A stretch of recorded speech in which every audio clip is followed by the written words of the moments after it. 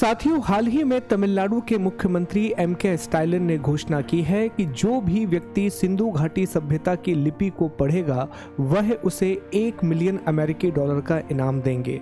तो आइए जानते हैं सिंधु घाटी सभ्यता की लिपि में ऐसा क्या है कि उसे अब तक नहीं पढ़ा जा चुका है।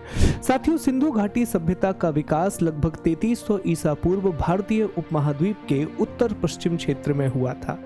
यहाँ भाव चित्रात्मक लिपि का प्रयोग होता था जो कि ब्रूस्टो-फेडन शैली में लिखी जाती थी। ब्रूस्टो-फेडन शैली के तहत पहले बाईं से दाएं और फिर दाएं से बाईं ओर मिरर इमेज के रूप में चीजों को लिखा जाता है। सिंधु घाटी सभ्यता की लिपि की जानकारी हमें मुख्य रूप से सभ्यता से प्राप्त 3500 मोहरों से मिली है। मोहरों में अलग अलग चिन्हों का प्रयोग करके लिपि को प्रस्तुत किया गया है।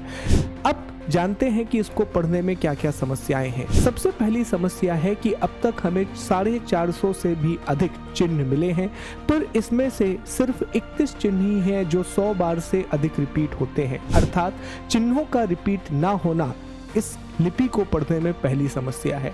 दूसरी समस्या है कि इस लिपि की तुलना हम दूसरी किसी लिपि से जब करते हैं तो उसमें भी हम असफल होते हैं। हम चाहे भारतीय लिपि चाहे यूरोपियन लिपियों से इसकी तुलना करें, हमें असफलता प्राप्त हुई है। कुछ इतिहासकारों का यह भी मानना है कि सिंधु घाटी सभ्यता के लोग मोहरों के अलावा निश्चित तौर पर ताम्रपत्र जैसी चीजों पर भी लिखा करते थे जो अब पूरी तरह से विलुप्त हो चुके हैं। तो देखते हैं एम.के. स्टालिन का ये चैलेंज कौन पूरा करता है।